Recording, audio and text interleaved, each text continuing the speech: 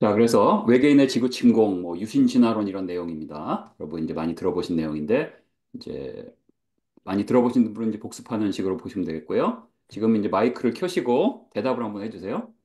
자, 이제 이 화면을 보시고 동물의 종류 이름을 말씀해 주시면 돼요. 손을 드시면 제가 딱 시키겠습니다.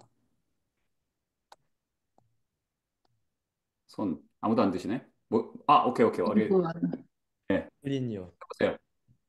말해. 카멜리언이요. 카멜레온 맞습니다. 네, 네. 음, 이 정답을 맞히는 어린이가 한 명밖에 없으니까 청소년. 한국과 미국을 오갈 수 있는 비행기 표를 담을 수 있는 봉투를 드리겠습니다. 그 다음에 이제 갈수록 어려워집니다. 자, 이 동물의 이름은 너구리 아니야? 너구리 래쿤? 아닌가? 네, 라쿤. 말씀해 보세요. 너구리 아닌가요? 너구리? 너구리 아닙니다. 오소리. 레드 팍스. 레서 판다. 레서 판다. 레서 팬다. 나이스. 예, 레서 팬다입니다. 예, 팬다인데 이제 조금 해서 레서 팬다 이렇게 부른 것 같아요.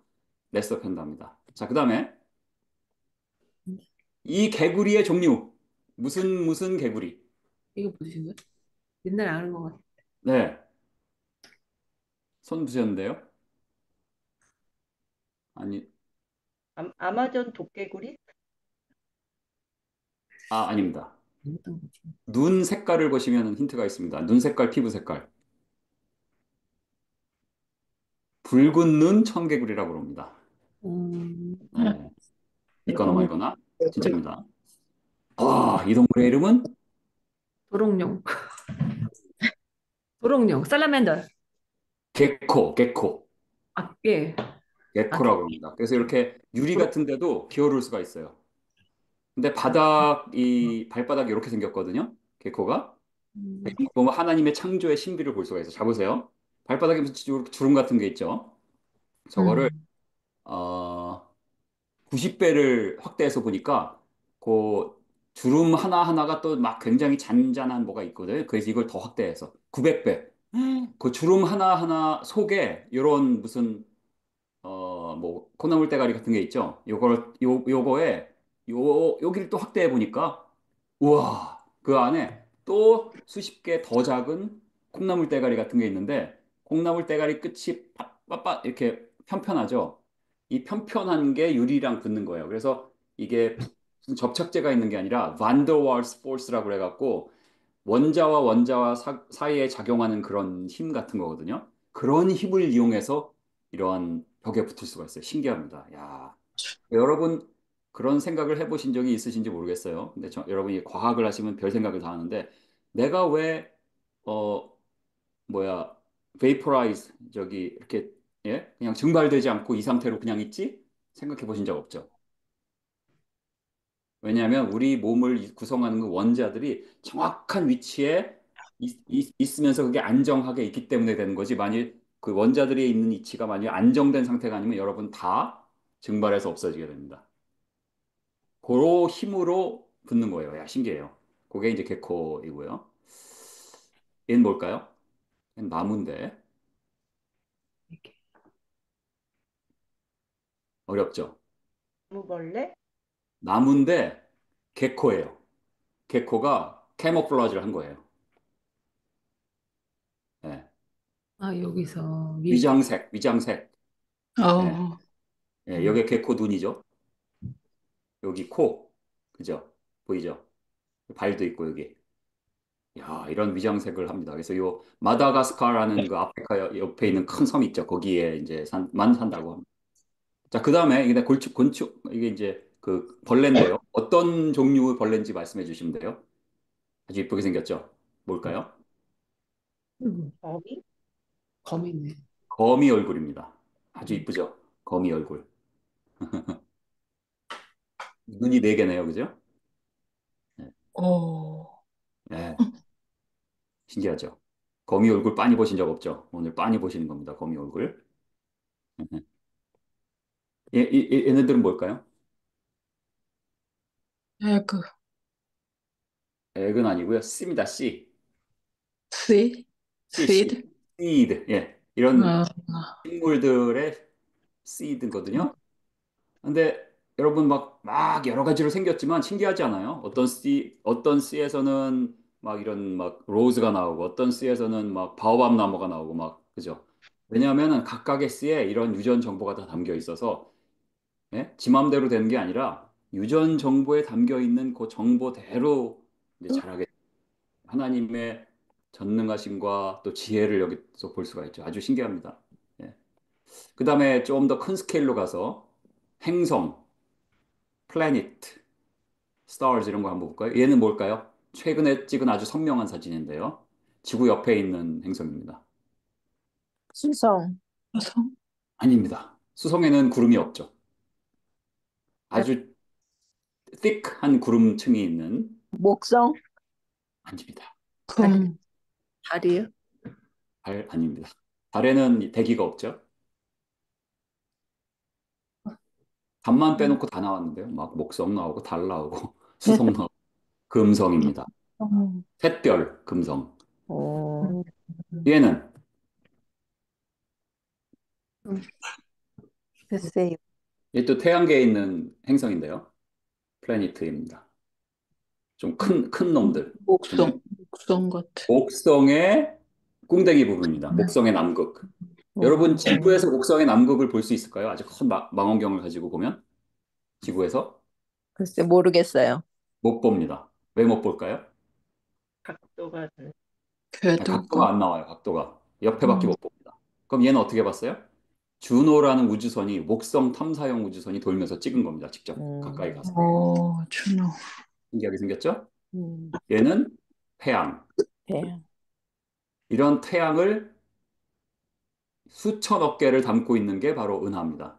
여러분 안드로메다 은하 아시죠? 우리 은하 네. 가장 가까운 은하. 이게 이제 안드로메다 은하고요. 이게 이제 그 가시광으로 보는 거고요. 그다음에 그거를 이제 적외선으로 보면 이렇게 보여요.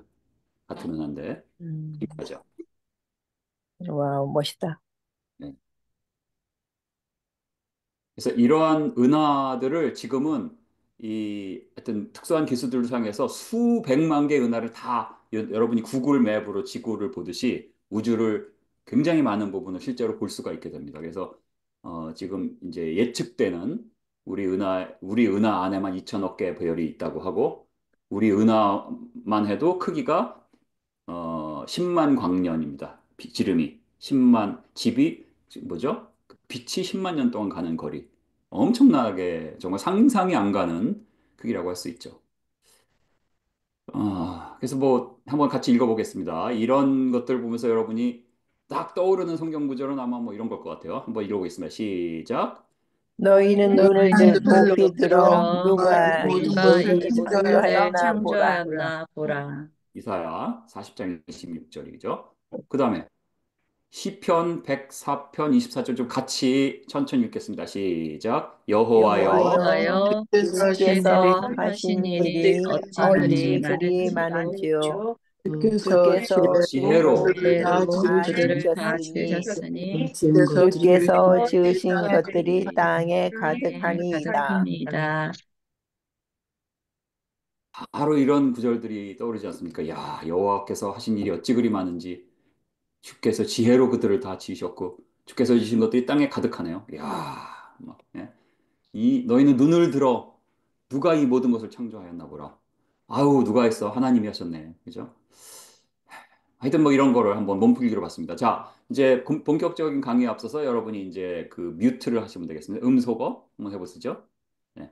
그래서 지금부터는 이렇게 마이크를 켜지 마시고 저한테 이제 손으로 1, 2, 3, 4 이렇게 손가락으로 저한테 보여주시면서 하시면 되겠습니다. 제가 해드릴게요. 오케이 다 하셨네요. 네, 안 하신 분은 제가 해드릴게요. 오케이. 네, 됐습니다. 자, 그래서 아까 이제 우리 은하계에만 2천억 개의 별, 아까 말한 태양, 예? 말이에요. 수성, 막 이런 목성, 우리 지구를 다 포함한 이런 태양계 있잖아요. 그런 게 2천억 개가 있대요. 우리 은하 하나에만. 그리고 이런 은하가 우리 우주에 수조 개가 있다고 생각이 되어지고 있어요. 이야, 그러면 우리 은하계에만 2천억 개의 별이 있으면 이 별 중에 지구와 비슷한 그런 행성을 포함한 별이 있을 수 있잖아요. 그래서 그런 것들을 이제 뭐 계산을 쭉 해보고 해보니까 우리 은하에만 약 3억 개의 생명이 생겨날 수 있는, 그러니까 진화론적인 측면에서 지금 보는 거예요. 생명이 생겨날 것 같은 지구와 같은 행성이 3억 개는 있을 거다라고 이제 추측이 되어지고 있다는 거죠. 네, 아시겠죠? 3억 개는 있을 거다. 근데 여러분이 이제 무생물에서 생물로의 진화, 화학 진화, 그 다음에 이제 어떤 뭐 이렇게 단세포 뭐 이런 생물체가 생겨난 후에 그것이 이제 쭉 진화를 하면서 이제 나중에 막 인간도 되고 이랬다고 하는 것을 믿는다면요. 예? 진화가 사실이다라고 믿으면 외계 생명체 존재가 가능하다는 추론이 나오는 거예요. 다시 돌아가 볼까요? 진화가 정말 진화라는 게 이 무생물에서 생물로의 진화가 실제로 일어난다는 게 사실이면 지구와 비슷한 행성이 있으면 거기서도 그런 일이 일어났을 거 아니에요. 그죠? 왜냐하면 우리 은하에만 3억 개의 지구 같은 행성이 있을 것으로 추측된다 그랬으니까 분명히 외계에도 수많은 생명체가 있을 가능성이 있다라는 추론이 이제 나오는 거예요. 여러분이 진화를 믿으면 외계 생명체, 저기 뭐 UFO 무슨 뭐 이런 외계인에 대한 것이 있다고 이제 믿게 됩니다. 많은 과학자들이 또 그렇게 믿고 있는 과학자들이 많이 있습니다. 제가 믿는다고 했어요. 여러분, 믿는다. 예, 과학자들도 결국 믿는 거예요. 예, 믿는다는 그 단어에 주목하시기 바랍니다. 자, 이런 이제 추론이 나오기 때문에 그런 이유 때문에 현대 이제 나사에서 수많은 돈을 들여서 하는 일이 이게 뭐냐면 나사에서 이제 그 화성에 이 로봇을 보내서 하는 일이죠. 그 다음에 또 어디 최근에 보낸 건 유로파 클리퍼라고 해서 그 이제 유로파의 그 뭐죠? 목성의 달 중에 하나인데 그 달이 굉장히 표면이 이제 매끄러운 이제 얼음 같은 걸로 돼 있어요. 그래서 그 얼음 밑에 이제 물 같은 게 있을 거고 그러면 거기에 생명체를 호스트할 수 있는 뭐 조건이 될 가능성이 있으니까 그걸 찾아본다는 거예요. 그래서 유로파에 여기 이제 제가 한국말로 놨어요. 과학적 목표는 유로파의 지표 밑에 생명체가 있을 수 있는 환경이 되는지 알아보는 거다. 뭐 이런 거 하고 있습니다. 그다음에 또 이제 이건 뭐냐면 이러한 그 큰 우주 망원경들을 우주에 띄웁니다. 우주의 망원경들을 우주에 띄워서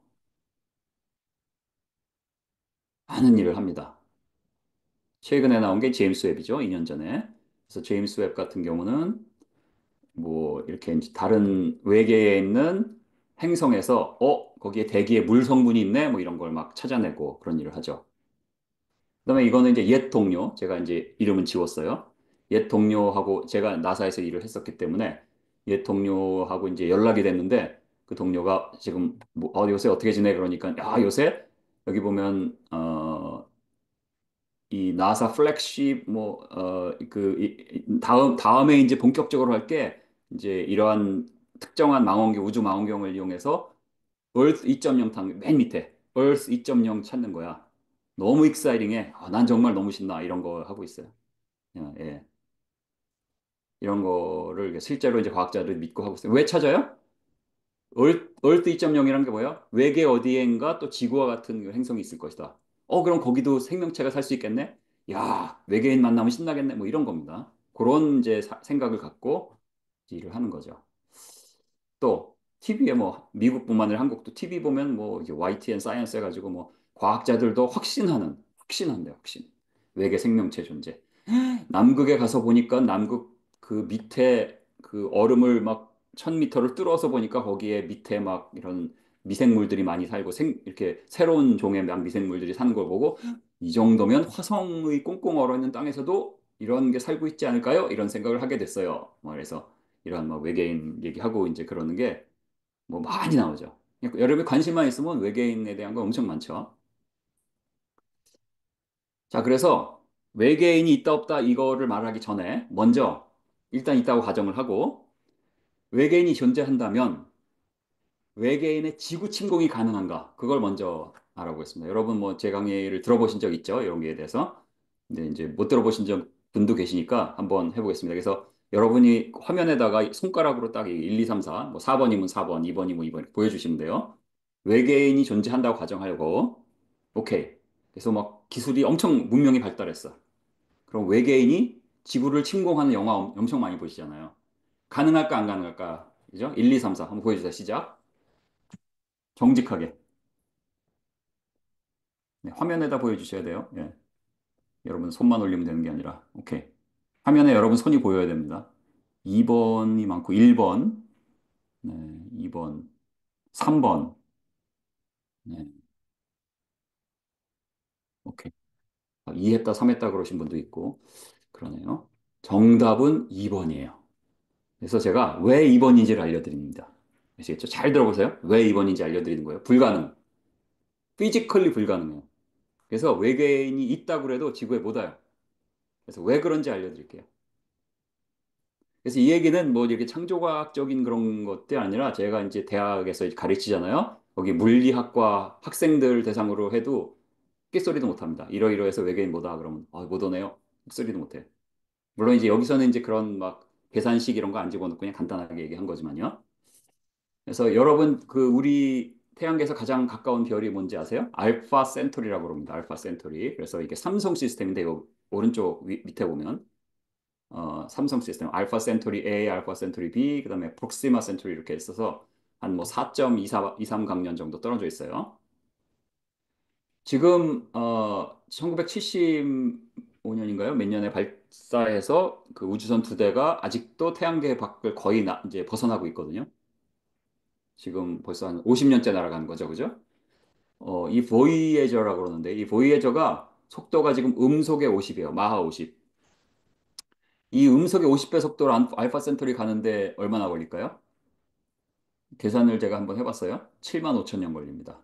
음속의 50배로 알파 센토리까지 가는데 걸리는 시간 약 7만 5천 년. 그럼 나 우주 여행을 하고 싶어서 알파 센토리를 가고 싶은데 지금 우리가 알고 있는 기술, 우리의 지금 나사 뭐 저 스페이스X 일론 머스크 다 합쳐서 우리가 알고 있는 기술력 가지고는 7만 5천 년 걸려요. 알파 센토리까지 가는데 그래서 못 갑니다. 못 가는데 오케이. somehow in the future에 막 이러한 기술들이 발달했다고 쳐요. 그래서 엄청 발달해가지고 생각해 보세요. 그래도 이게 4점 뭐 2강년이라고 지금 4점 계산상 4.2강년이라 4.2강년이면 이제 대략 빛의 속도로 4년을 가야 되는 거리니까 우리가 우주선을 보내서 그래도 우주 비행사가 죽기 전에 도달하려면 한 50년 이내는 가야 될 거 아니에요. 대충. 그죠? 대략. 그러면 대충 빛의 속도의 한 10%의 속도로는 가야지 죽기 전에 도착한다. 왜냐하면 우주 비행사 정도 되려면 그래도 한 서른은 돼야 돼요, 나이가. 왜냐면 그 트레이닝하고 뭐 뭐 이런 파이러 젯몰 정도 이런 수준이 되고 막 박사학위도 있고 막 우주 비행사 아무나 하는 게 아닙니다. 그죠? 상당한 그 훈련을 거쳐야 되고 최소한 서른은 돼요. 이게 아무리 젊어도. 서른 더 돼야 될 수도 있고. 이게 서른이라고 쳐요. 그러면 이제 빛의 속도의 10%로 가면은 한 40여 년 걸리겠죠? 그럼 45년 잡으면 85살이에요. 알파 센트리에 도달할 때쯤. 그것도 이제 85살에 거기 도달해서 뭐 하겠어요. 그죠? 그렇지만 일단 된다고 치고 기술상으로 불가능하지만 된다고 치고 10%로 간다고 해보죠. 근데 이제 10%를 이제 정한 이유는 계산상 편이기 때문에 그렇기도 하고요. 그다음에 이제 왜냐하면 이제 막 빛의 막 2분의 1, 막 빛의 속도 가깝게 이러면 상대성 이론을 적용해서 되게 복잡해져서 계산이. 근데 한 10% 빛의 0.1c, 빛의 10% 정도까지는 상대성 이론을 적용 안 해도 거의 비슷하게 계산이 맞아요. 그래서 계산이 쉽고 또 하나는 이제 그러한 그 우주 비행사 나이 이런 문제도 있고 하기 때문에 이제 10%로 정한 겁니다. 그래서 일단 빛의 10%의 우주선, 빛의 속도의 10%로 가는 우주선을 한번 생각해 보는 거예요. 근데 이제 10%가 지구에 가만히 있다가 갑자기 뿅 하고 10%가 될 수 있는 게 아니라 가속을 해야 되잖아요. 그죠? 우리가 자동차도 멈춰 있다가 뭐 저기 가서 턴파이크 타려면은 붕 해가지고 이렇게 가속을 해야 되는 거 아니에요. 그죠? 가속을 우주선도 해야 돼요. 맞죠? 끄떡끄떡? 네, 맞죠? 그래서 이제 우주선을 이제 빛의 속도의 10%가 될 때까지 가속을 하는데 그냥 막 가속하면 안 돼요. 왜냐하면 가속이 너무 세면 어떻게 돼요? 우리 다 죽어요. 예를 들어서 여러분 그 우주 비행사 말고 저기 뭐 파이터 젯 같은 거 여러분 그 탑건 보셨는지 모르지만 최근에 매브릭 이런 거 작년인가요? 재작년인가? 작년이죠. 그 가장 그 비행 그 제트기가 가다가 이제 막 이게 이제 뭐 이렇게 뭐 시설을 어떻게 하기 위해서 가는데 가장 강한 중력 가속도를 받는 게 한 9G 정도 돼요. 근데 한 20초? 10초, 20초. 왜냐면 그거 넘어가면 죽어요, 진짜. 예. 막 10분 못 살아요. 죽어요. 그러니까 이제 몇 초 받는 거거든요. 그러니까 그건 이제 굉장히 특수한 경우고 보통 여러분이 이제 이런 롤러코스터 타시잖아요. 그럼 거기서 받는 중력 가서 여러분 이렇게 올라가다가 우악 하고 내려가잖아요. 왜 롤러코스터에서. 그게 한 2G 아니면 3G 맥시멈 그 정도예요. 잠깐 그것도 잠깐이죠. 한 뭐 몇 초. 여러분 그 몇 초 동안 우악 하는 거 1시간 동안 할 수 있어요? 하루 종일 할 수 있어요? 아마 어려우실 거예요. 그죠? 근데 된다고 치는 거예요. 여기서. 야, 특공 훈련을 받았어. 내가 특공 전사. 예? 특공 훈련을 몇 년 받아갖고 뚫리지 아무것도 아니야. 그래서 이제 된다고 치는 거죠. 그리고 실제로 인간이 견딜 수 있는 마이너스 가속도가 2, 3G밖에 안 된다 그래요. 어쨌든 그렇기 때문에 10%가 될 때까지 가속을 하는데 그 가속도 가속하는 그 가속을 3G 이내로 해야 돼요. 그거 넘어가면 이제 죽으니까. 이제 그래서 3G로 해서 가속해서 빛의 속도가 10분에 될 때, 10%될 때까지 걸리는 시간을 계산해 보니까 대략 한 2주 돼요. 2주. 그러니까 2주 동안 와 여러분 왜 롤러코스터 타면 으악 하잖아요. 내려갈 때. 그거 이제 2주 하면 되는 거예요. 그러면 이제 10% 됩니다. 아시겠죠?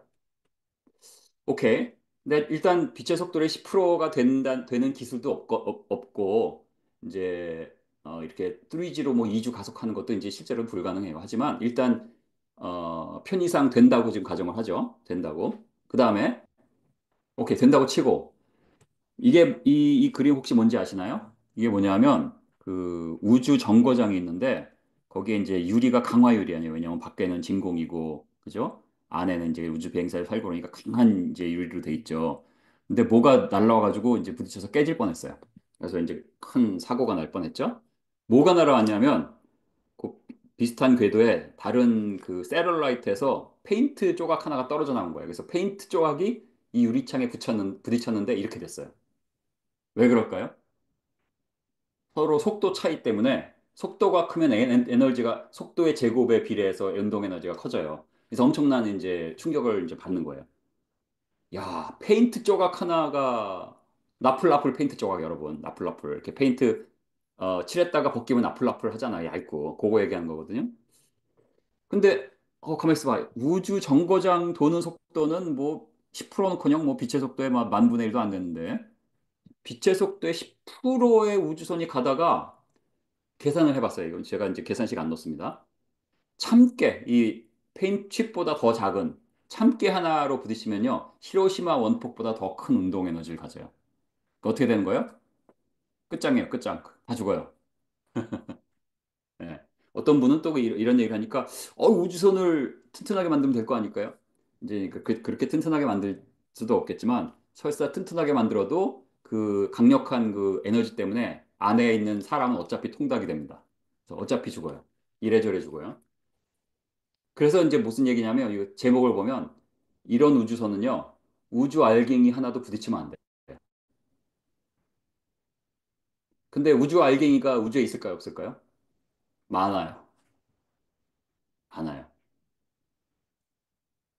그래서 이제 우주선들이나 그 솔라 패널 이런 것들을 이런 알갱이가 부딪혀도 다 부서지지 않고 그 두 분만 부서지고 나머지는 괜찮도록 이런 디자인을 하거든요. 왜냐하면 알갱이들이 실제로 있어서 그래요.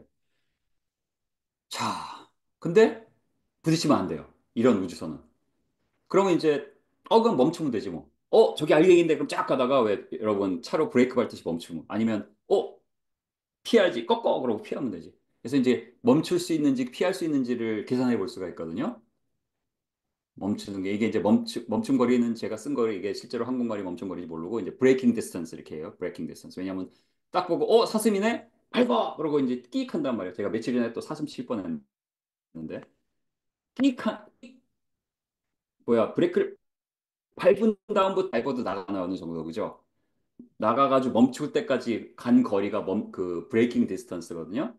그거를 계산을 해보니까 저기 알갱이 저기 세서미 씨드 하나 있네. 우주선이 빛의 속도 10%로 가다가 멈춰! 해가지고 딱 멈추는데 멈추긴 멈췄는데 얼만큼 갔냐면 100 AU를 갔어요. AU는 태양하고 지구 간의 거리거든요. astronomical unit. 태양과 지구의 거리의 100배를 갔어요, 벌써. 그러니까 알갱이를 보고 뭐 그걸 보고 멈추는 게 가능해요, 안 가능해요? 불가능하죠. 예. 그죠? 그럼 피할 거 아니냐? 그것도 이제 최소 회전 반경을 계산할 수 있거든요. 근데 이제 아까 이 멈춤 거리도 이제 3G를 유지해야 된다고 그랬죠. 너무 급격하게 멈추면 우리가 죽으니까, 안에 있는 우주 비행사가 죽으니까, 안에 있는 우주 비행사가 견딜 수 있으면서 멈추는 거리가 100AU고 회전 방향이 200AU예요. 무슨 소리냐? 저기 알갱이 있네. 틀어. 그럼 틀기 전에 벌써 부딪혔어요. 회전 반경이 너무 크니까 직진이나 마찬가지예요. 다시 말해서 제목 보세요. 빛의 속도의 10% 우주선이 우주 알갱이를 피할 수가 없어요. 그러니까 다시 말하면 우주선이 있어도 그 속도로 못 와요. 못 가고. 지구로 못 오고 알파 센트리에서 우리로부터 알파 센트리까지 못 가요. 이 속도로. 물론 천천히는 갈 수 있어요. 자손 낳아 기르면서 대대로 낳아 기르면서 7만 년 걸려서 갈 수 있는데 말도 안 되는 얘기죠. 예, 이제 그런 거고요. 그러면 이렇게 한번 가정해 보죠. 알갱이가 없다고 가정을 하는 거예요. 아니면 정말 우리 어렸을 때 만화에서 보던 마징가 제트의 초합금이 발명되고 안에 있는 사람들이 뭐 아무리 충격을 받아도 죽지 않는 어떤 뭐 스펀지를 안에 다 끼고 있어서 안 죽는다고 가정을 하는 거예요. 부딪혀도. 그 가정을 해보죠. 그래도 안 돼요. 왜 안 되냐면 에너지가 없어요. 왜냐하면 자보세요. 이 아폴로 우주선이 한 15톤, 요 끝에 있는 아폴로 우주선이 한 15톤 정도 되거든요. 그거를 지구 바깥으로, 중력감 바깥으로 내보내기 위해서 이렇게 거대한 그 세런 5라고 그러는데 예전에 아폴로 미션 때 거대한 로켓을 쐈잖아요. 그래서 이제 대충 이제 계산상 편의를 위해서 이제 10톤이라고 했어요. 10톤짜리 우주선을 빛의 속도의 10%까지 보내기 위해서 이제 필요한 에너지가 있을 거 아니에요. 그 에너지를 계산해 보면은 아폴로 우주선 발사에 필요한 에너지의 100만 배가 필요해요. 다시 말해서 이 발사체 있죠? 이 발사체가 어마어마하게 큰 거 아니에요. 요거보다 이제 지금 일론 머스크가 한 그 발사체가 이제 더 크죠? 근데 이제 계산상 편을 위해서 이걸 한 거예요. 100만 배가 필요해요. 100만 배. 그러니까 다시 말하면 에너지 자체가 없어요. 그렇게 에너지를 올릴 방법이 현대 기술로 그다음에 우리가 상상이 가능한 모든 걸 다 끌어올려도 없어요. 그러니까 못 가고 못 와요. 외계인이 있어도. 아니 뭐 그게 결론이고 이제 이 강의를 제가 여러 번 했고 뭐 인터넷에도 있고 제 강의 이미 들어보신 분도 계시고 그렇습니다. 그래서 오늘 혹시 한 번 들어서 헷갈린다 그러면 녹음된 걸 제가 또 유튜브에 올리니까 들어보시면 됩니다. 자, 그래서 이제 지금까지 들으셨는지 아니면 딴 생각하셨는지 주무셨는지를 알기 위해서 퀴즈를 한번 내보겠습니다. 자, 손가락으로 1, 2, 3, 4 하는 거예요. UFO에는 외계인이 타고 있을까? 1, 2, 3, 4. 작 보시고 제가 한 5초 드리겠습니다. 자, 1, 2, 3, 4 해주시면 시작. 네, 어디 보자. 네, 다른 분들 하실 때까지 기다리시는 거죠. 지금 그러시면 안 됩니다.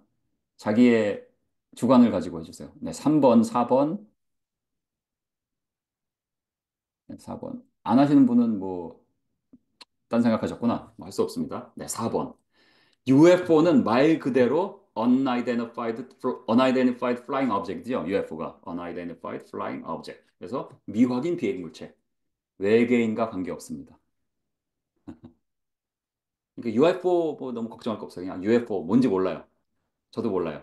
하지만 UFO 외계인이 있겠네. 관계없는 거예요. 왜냐하면 외계인이 있어도 못 와요, 여러분. 못 가고 못 와요. 지금까지 설명을 들었는데 지금까지 설명을 듣고도 모르신다 그러면 곤란하고 아마 모르시면 제대로 안 들으신 거예요. 뭐 딴 데 갔다 오시고 화장실 갔다 오시고 제 책임이 아닙니다. 네, 나중에 비디오 들어보시고요. 그러면 이상해요. 저는 그래서 저는 제가 많이 가졌던 그 궁금증은 그럼 이 많은 별들 우리 은하에만 2천억 개의 별이 있다며 이거 왜 만드셨지? 저렇게 멀리 있는데 10만 광년에 해당하는 이 거리에 그리고 우리 은하 빠져나가면 우리 은하 같은 은하가 2조 개가 있다는데 쟤네들은 다 뭐야? 이런 생각 안 하세요? 이제 그런 생각을 할 수 있는데 성경에 보니까 뭐 그냥 단순하게 써 있어요.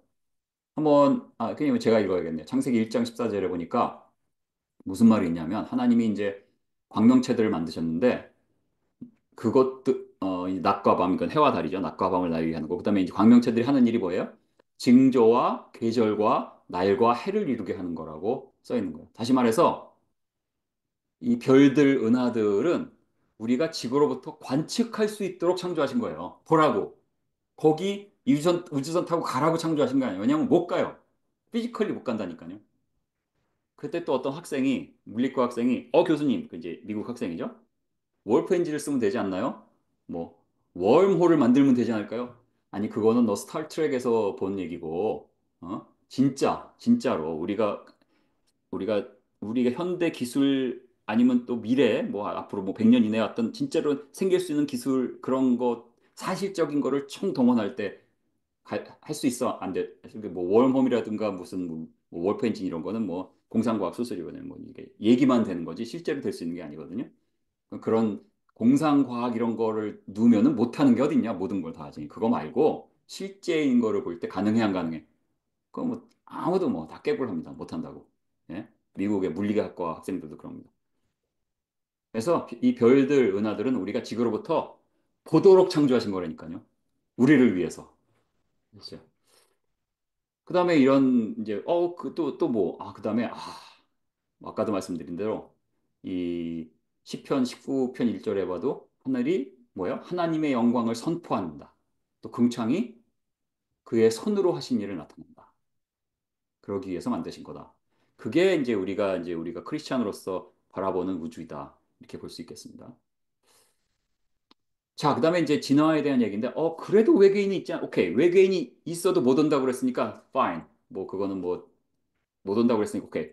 하지만, 못 오긴 해도 외계인이 있지 않을까요? 왜냐하면 하나님이 진화를 통해서 우리를 만드셨다면, 다른 행성에도 우리와 비슷한 존재가 있지 않을까요?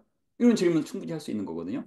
이게 이제 그 유신진화론이란 생각이에요. 물론 이제 유신진화론 생각이 꼭 외계인까지 얘기를 하지 않는 분들이 대부분이지만 그거는 거기까지 생각을 스트레치 해보지 않으셔서 그런 거지 실제로 논리적으로 다 글로 갈 수밖에 없어요. 그래서 유신진화론인 거는 다 현대 우주론에서 말하는 이런 빅뱅 이론, 별의 진화, 뭐 은하의 진화, 변화의 진화, 그다음에 이제 또 이런 별에 있는 행성에서 이런 생명체가 생겨나서 진화를 통해서 뭐 이제 어떠한 문명을 가진 이런 인간과 같은 이런 생명체가 되는데 하나님이 거기에 개입을 하신 거다. 아니면 하나님이 진화를 통해 창조하셨다라고 믿는 것이 바로 유신진화론이에요. 이런 걸 믿으면 외계인에 대한 것도 이제 자연히 그쪽으로 생각이 갈 수밖에 없는 거죠. 그래서 이 문제를 한번 보죠. 성경적으로 먼저 보겠습니다. 이 문제는 뭐 성경적으로 볼 수밖에 없어요. 왜냐하면 이제 뭐 짧은 시간에 또 뭐 진화 자체에 대해서 또 오늘은 하지 못하고요. 그래서 이제 죄의 기원이 뭐죠? 아담의 불순종입니다. 그죠? 그래서 아담의 불순종으로 세상에 들어온 것이 원죄. 그리고 이 원죄, 아담 이후에 이 원죄로 인해서 모든 인류는 이 죄의 영향 하에서 죄를 짓게 된 거예요. 이런 건 우리가 이제 생활을 해보면서 우리 자신을 보고 또 막 갓난 아이들 정말 순수한 그런 갓난 아이들 조금 이제 자기 움직이고 이렇게 되면은 거기서 이제 죄성을 여러분이 또 볼 수도 있죠. 이 세상에 지금 이 돌아가는 걸 보면 정말 이 인류가 죄의 영향 하에서 죄를 짓고 고통하에 있다는 걸 우리가 볼 수 있습니다. 근데 이제 문제는 진화가 사실이면 여러분 아담이 엄마 아빠가 있어야 돼요. 왜냐하면 진화라는 게 반세포에서 시작해서 점점점 해서 나중에 해서 식물이 되고 동물이 되고 동물에서 점점점 해서 뭐 파충류가 되고 그다음에 뭐 양서류 해서 포유류가 되고 이렇게 해서 전기 유인원 같은 데 되다가 이런 게 진화 아니에요? 그러면 진화가 사실이면 아담이 하나님이 흙에서 처음 만든 첫 사람이 아니고 아담의 엄마 아빠가 있고 할아버지 할머니 있어야 되네요? 그러면 증조 할머니, 증조 할아버지도 있어야 되고 뭐 있어야 되네요? 계속 거슬러 올라가요. 그럼 어느 순간에선 뭐 이제 원숭이 같은 그러한 유인원하고 영장류에서 갈라져 나온 그 조상이 있겠죠? 더 거슬러 올라가요. 막 백만 년, 수천만 년. 그러면 그거보다 더 열등한 어떤 원숭이 같은 거 네 발로 가는 그러한 조상이 있겠죠? 더 거슬러 가면, 더 가면 뭐가 있어요? 예? 다른 포유류 같은 거, 예? 새, 공룡 비슷한 종류가 있겠죠? 더 거슬러 올라가면 막 벌레도 있고 이게 진화론인데요. 여러분? 어떻게 생각하세요? 이게 진화론이거든요. 그런데 이제 거기 하나님을 껴넣어서 하나님이 그런 과정을 통해서 수억 년에 걸쳐서 우리를 여기 있게 하셨다. 그게 진화론 아니에요. 유신 진화론. 그죠? 자, 그러면 이 유신 진화라는 게 진짜라면 크게 두 가지로 해석을 할 수 있어요. 보세요. 첫 번째, 진화가 사실이면 아담이 실존 인물이 아니어야 되죠. 왜냐면 지금 말씀드렸잖아요. 아담의 할아버지, 증조 할머니. 근데 성경에 의하면 그런 거 없잖아요. 하나님이 첫사람을 흙에서 창조하셨어요. 그죠?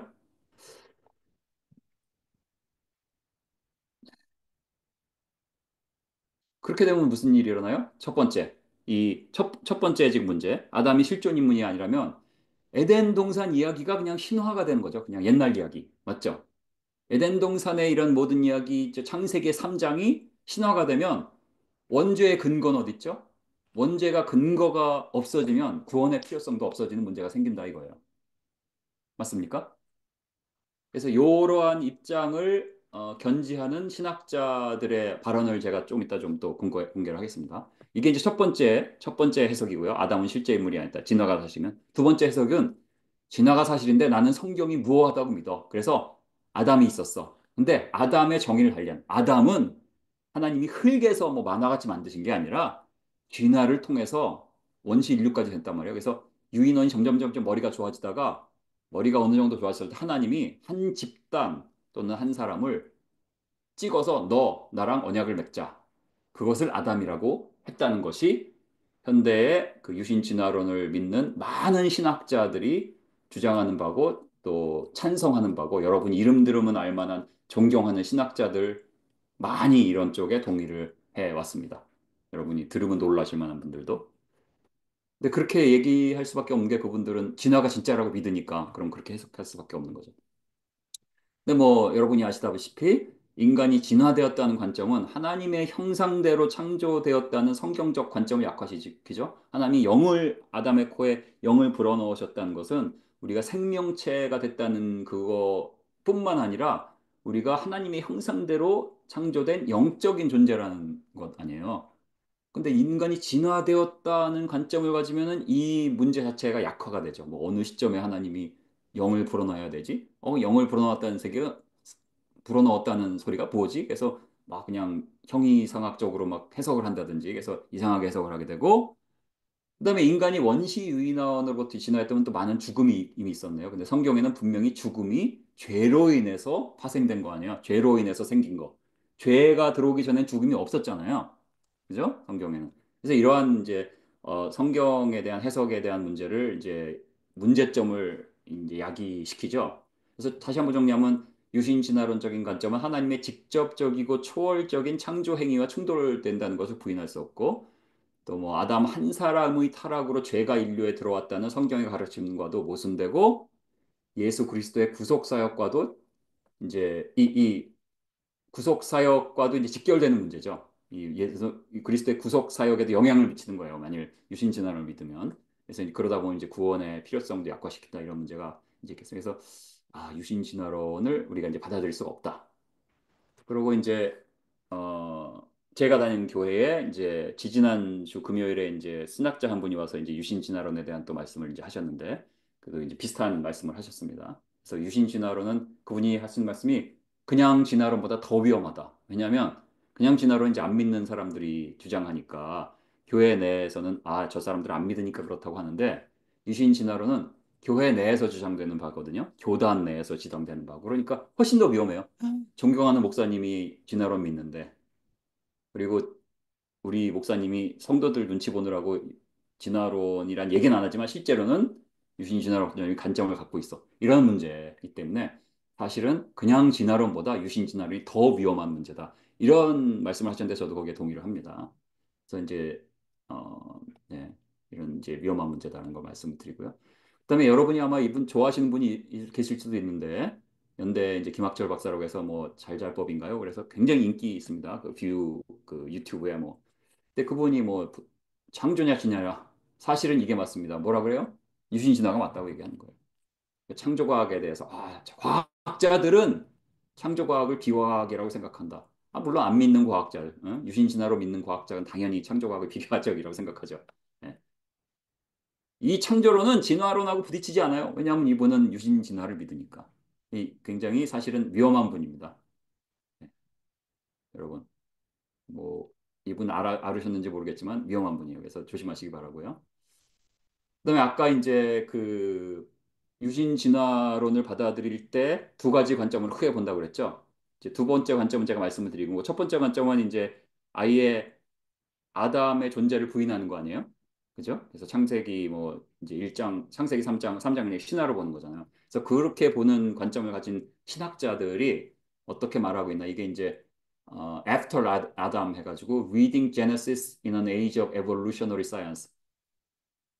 그러니까 진화론을 믿으니까 이 진화론의 시대에 과연 우리가 창세기를 어떻게 해석해야 되는가? 그래서 이렇게 얘기합니다. 원죄의 교리가 다시 재정의되면, 의? 원죄의 교리가 성경에 있는 원죄의 교리가 뭐예요? 어? 한 사람으로 인하여 죄가 들어오고, 그죠? 그것을 한 사람인 예수 그리스도께서 그것을 이제 대속하신 것이 이제 원죄의 교리인데, 원죄의 교리를 재정의해야 한대요. 뭐라 그래요? 바울의 구원론보다 더 나은 진리를 예수 그리스도 안에서 새로운 인류로 탄생에 대한 것으로 격상시켜야 된다는 뭐 이상한 얘기를 하는 거예요. 그러니까 이게 아까 넘버 원, 넘버 투 있었잖아요. 두 가지. 첫 번째 견해는 이런 견해를 갖게 된 거예요. 성경에 바울의 구원론이 뭐예요? 이제 몇 가지 뭐 많이 있지만 이거 그냥 고린도전서하고 로마서만 보면 고린도전서 15장 22절에서 한 사람으로 말미암아 사망이 오고 그렇기 때문에 부활도 한 사람 예수 그리스도로 온다. 이 아담 예수 그리스도 얘기했죠. 또 로마서 5장 12절도 한 사람으로 말미암아 또 야담으로 말미암아 죄가 세상에 들어오고 죄로 말미암아 사망이 들어왔다는 그죠? 이게 이제 그 원죄의 교리인데 이게 바울의 구원론 아니에요? 이 바울의 구원론을 어, 바꿔야 된다는 거죠. 다시 말하면 성경 안 믿는다는 얘기예요. 그러니까 진화론을 이제 믿고 이제 이 창세기에 있는 게 다 설화라고 보면 이런 방향으로 물론 그렇게 하면서도 런 방향으로 가지 않는 분도 계세요. 근데 그거는 대체로 그냥 생각을 그쪽을 아예 안 하거나 아니면 뭐 논리가 없거나 이런 분이고요. 논리가 있는 분이면 논리가 있고 이걸 성경을 내가 정말 알기 위해서 막 파들고 공부하고 이런 분이면 이쪽으로 방향을 틀 수밖에 없다니까요. 아까 두 가지 해석 중에 첫 번째 해석을 받아들이면 이쪽으로 갈 수밖에 없어요. 그 다음에 이분은 이제 나사렛 신학대학교 교수인 분인데요. Substitutionary Atonement and Evolution. 그러니까 분명히 구속인데 거기다 또 진화가 들어가 있어요. 그러니까 이분은 뭐라고 그러냐면 진화가 맞다면 아담은 실존 인물이 아니다. 아까 첫 번째 입장이죠. 그러면 원죄 근거도 없고 구원자가 필요 없다. 아까 제가 말씀한 그거죠. 그러면 예수님이 왜 성육신을 했지? 아, 그러면 진화가 맞으니까 음, 아담이 실존 인물이 아니니까 원죄 이런 건 없어. 그러니까 예수님은 죽기 위해서 사람이 된 게 아니라 어떻게 우리가 완전하게 살아야 될까를 보여주시기 위해서 온 거다. 그렇다면 왜 그리스도가 십자가에서 죽었지? 하나님은 원치 않으셨는데 그냥 거기 그때 이제 유대인들의 그런 그 뭐죠? 그런 유대인들의 그런 한국말이 생각이 안 나. 그런 것 때문에 죽었다. 예?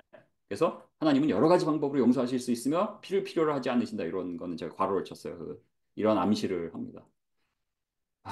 이건 뭐 이단적 주장 아닙니까? 예? 근데 다시 말씀드리지만 나름대로 열심히 성경을 보는 거예요. 진화론이 맞는다는 확신을 가진 다음에 성경을 열심히 공부를 하는 거예요. 왜 이렇지? 그래서 내리는 결정이에요. 그래서 최소한 논리적인 귀결인 거예요. 근데 많은 분들이 진화도 그냥 대충 믿고, 그다음에 공부를 하나도 안 해. 생각도 안 해보고, 그러고 자기는 진화도 다 믿는데, 다른 것도 다 믿는다고 하는 거예요. 근데 실제로 공부를 해보면 둘 중에 하나라니까요. 아예 아담을 안 믿는 아담이란 존재가 없었다고 하든지 아니면 아담이 원시 유인원 중에 하나님이 한 종족이나 한 집단이나 한 사람을 지정해서 언약을 맺었다는 거죠. 그러면 우리 인류가 만일 그 주장이 맞으면 그 아담의 후손도 있지만 아담 아닌 하나님과 언약을 맺지 않은 후손도 있게 되는 거네요. 하나님의 언약 하에 있지 않은 후손은 어떻게 구원을 받죠? 이게 엉망이 됩니다. 구원론이. 그죠? 여러분이 이제 구원론을 모르시는 분이면 제가 이렇게 얘기 안 하지만 다 아시는 분이니까 이렇게 얘기하는 겁니다. 그다음에 이제 아까 이제 그 유신 진화론의 두 번째 견해에 해당하는 이제 스탠스를 가진 게 이제 이게 이제 한국 교회에서 많이 그 서울대학교를 중심으로 과학과 신앙관의 대화, 뭐 교회 탐구 센터 이렇게 해서 많은 그 이런 굉장히 뭐라 그럴까 열심히 활동을 합니다. 정말 막 성경 공부하고 모이고 막 강의하고 막 과학자들 모셔다가 강의 듣고 해서 여기 뭐 이렇게 서울대 물리과 교수 이름도 있고 막 이렇죠. 그래서 그런 웹사이트 보면 다 있거든요. 이 과학과 신앙과의 대화. 뭐 일부러 가서 보실 필요는 없지만 여기에 이제 과학 얘기가 나오는데 진짜 이 과학이 과학이면 좋은데 여기서 말하는 과학은 진화론이에요. 여기서는 진화론 이꼬르 과학 이렇게 된 거예요. 아니죠. 진화론은 진화론일 뿐이지 진화론 이꼴 과학 아니거든요. 근데 여기 있는 분들이 열심히 교회 다니고 진화론 이퀄스 과학이라고 생각하고 있기 때문에 여러 가지 이제 아까 말씀드린 그런 폐해가 이제 나오는데 이분들은 이제 또 뭐 아담도 믿는다고 해요. 근데 믿는데 뭐라고 해요? 진화를 믿으니까 유인원 중에 하나를 지정한 그 아담을 믿는 거죠. 근데 이제 그렇게 되면 여러 가지 이제 제가 모든 걸 다 말씀드릴 수가 없으니까 여러 가지 중에 이제 한 가지 예를 들면 외계인에 대해서 이렇게 생각합니다. 아까 이제 진화를 믿으면 외계 행성에 지구와 같은 조건을 갖춘 행성이 있으면 거기 외계인이 어디선가 그 많은 별 중에 많은 행성 중에 외계인이 있을 거라고 이제 그렇게 결론이 날 수밖에 없다 그랬잖아요. 그러니까 외계인은 당연히 있다고 생각하는 거예요. 그럼 이 사람들은 외계인은 당연히 있는데, 그다음에 여기 보면 적합한 환경을 갖춘 외계 행성에 똑같은 창조가 일어나지 말라는 법이 없다고 그랬는데 이 사람들이 말하는 창조는 진화 얘기하는 거예요. 진화를 통한 창조. 그러니까 이 용어들을 좀 다르게 쓰기 때문에 보통 사람들은 헷갈리거든요. 근데 자세히 보면 진화를 통해서 외계 행성에도 똑같은 이 지구와 같은 일이 일어나지 말라는 법이 없다 이거 얘기한 거예요. 그러면 거기에 있는 외계인들도 타락이 되지 않았을까? 죄를 져서? 그럼 얘네들을 어떻게 구원하지? 이런 이제 질문을 하는 거죠. 그래서 거기에 또 서울대 물리학과 교수가 나와서 성경에 나오지 않는 외계인 크리스천은 어떻게 받아들여야 될까? 그래서 막 뭐라고 얘기했는데 이제 외계인은 당연히 있다라고 이제 물론 얘기하죠. 그러면서 이런 얘기도 해요. 외계인에게도 그리스도가 필요한가?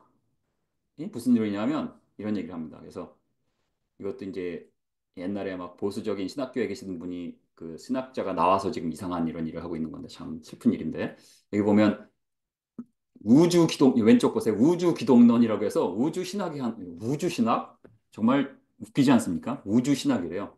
그래서 오른쪽에 보면 다수 성육신 대 단수 성육신. 단수 성육신은 그야말로 우리가 믿고 있는 그 성육신 얘기하는 거고요.